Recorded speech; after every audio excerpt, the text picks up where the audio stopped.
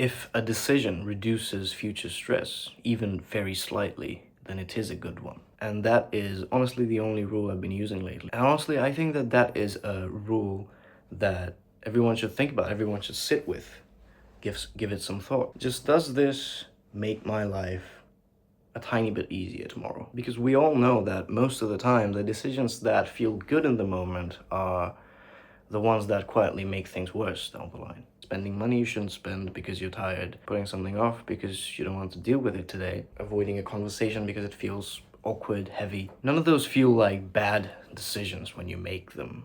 They feel like relief, they feel like comfort. But what you're doing is you're pushing the thing forward and you're asking your future self to carry it for you. What I've noticed is that the opposite choices, the ones that reduce future stress, usually feel a bit annoying when you make them. They're not very exciting, they don't give you a rush, they don't make a good story. They're small, boring moves, okay? Making the call now, so it stops sitting in your head. Saving a little money even though you really wanted to spend it. Doing the thing that you've been thinking about all day, all week, so you can finally stop thinking about it. It is never dramatic. It just makes the background noise quieter. And that quiet, that's underrated. When there's less noise, you think clearer.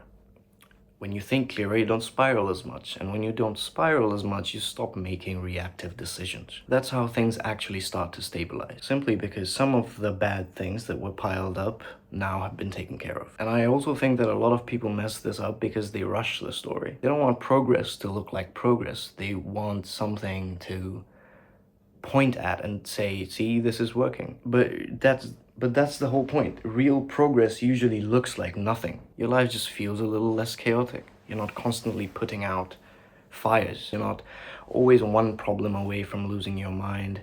That doesn't feel impressive, but you and I can agree that that is important. Rushing the story makes you force decisions. You move before you're ready.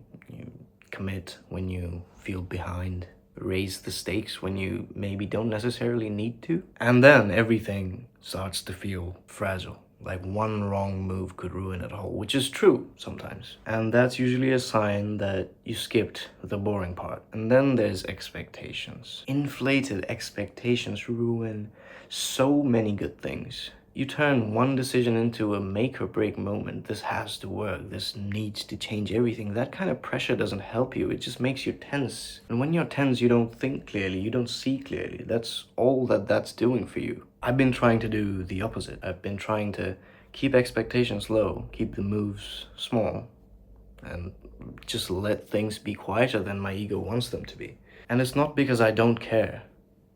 It's actually because I care enough to build something that doesn't collapse the second life pushes back. If a decision reduces future stress, even slightly, it's a good one.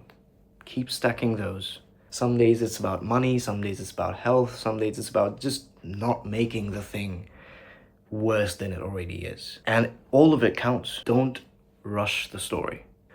You're not supposed to have it all figured out yet. You're not late. You're just having things being built. You're just simply building things instead of showing them off. And don't inflate expectations. Let time do its thing. Let consistency do the work. Let your life get quieter before it gets bigger.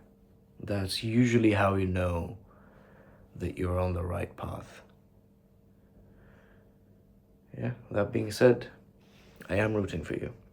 You have an amazing day.